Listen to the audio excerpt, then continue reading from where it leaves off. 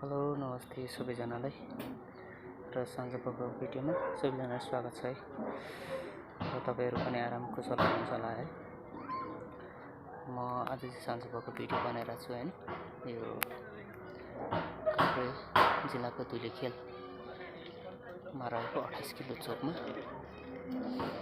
Video बनाइरहेको छु हैन। सबैजनालाई हेरिदिनुलाई व्याकरण जस्तो छ सबैजनालाई।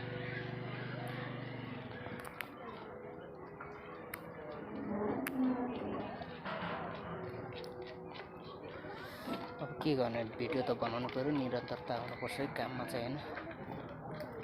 अब अहिले म पनि काममा छु है। काम सकेको छैन, ड्युटी सकेको छैन, उभिरहेको छु म चाहिँ